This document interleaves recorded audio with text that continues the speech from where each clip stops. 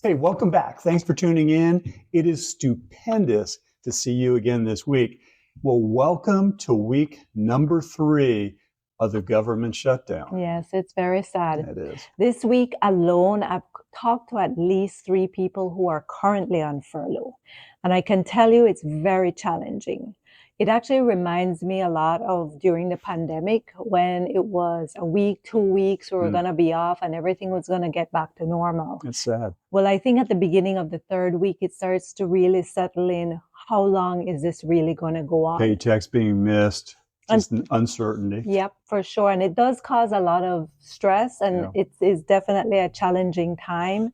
I think one thing I learned from the whole conversation with some of them is that there is a system. So one person was a renter, and they explained that it's just a matter of actually reaching out to the landlord to explain, I'm on furlough, you won't get your check this month.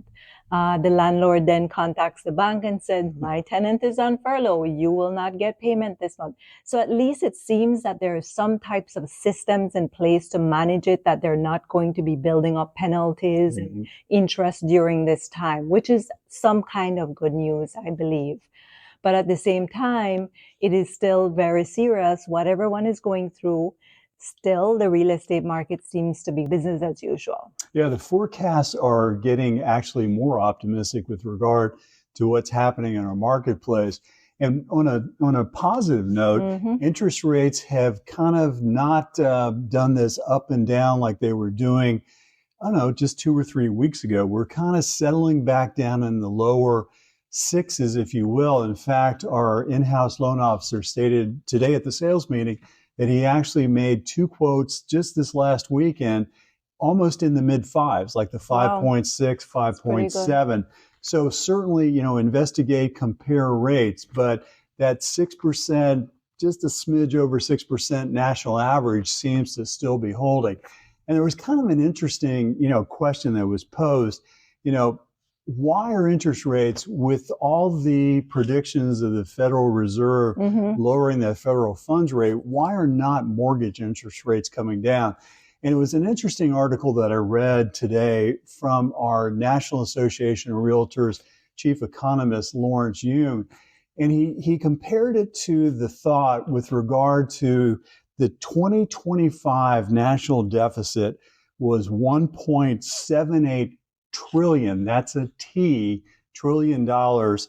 And he said the national debt in total now is at 37.6 trillion. Again, trillion with a T. And he said, just think about the overall equation. There's only so much money there, right?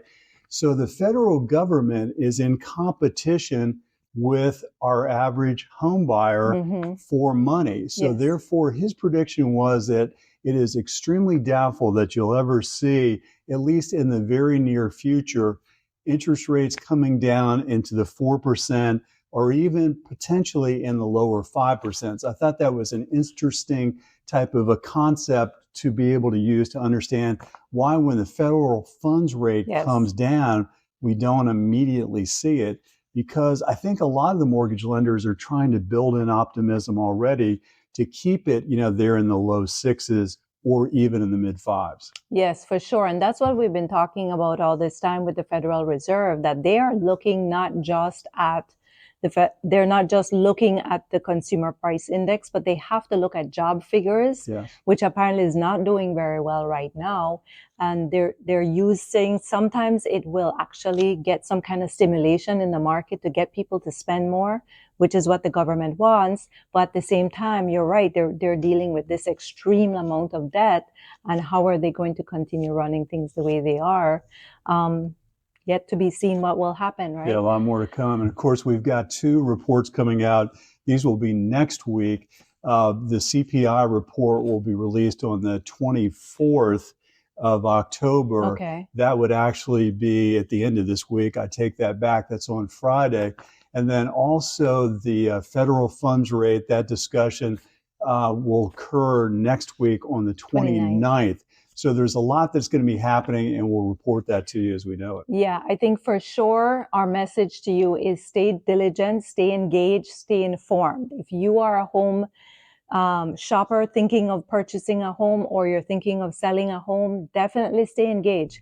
There is still a lot of opportunity in this market. I think for the most part, home buyers have become accustomed to the 6%. Yeah. The fall market is all about the serious shoppers. They're already pre-approved and they're ready to shop. And the same thing for the home sellers. They're ready to move on as well. Yeah, inventory is there. So again, that attracts more and more buyers. And again, we just appeal to you. We do a weekly newsletter. To subscribe to our YouTube channel, certainly become a weekly newsletter subscriber as well. A lot of this information that we do quickly in these videos is kind of expanded upon in both of these realms, if you will. So subscribe, become a Home Estate Realty Group groupie. I did not expect that. Okay. Until we see you next week, have a lovely fall. Bye. Till next time.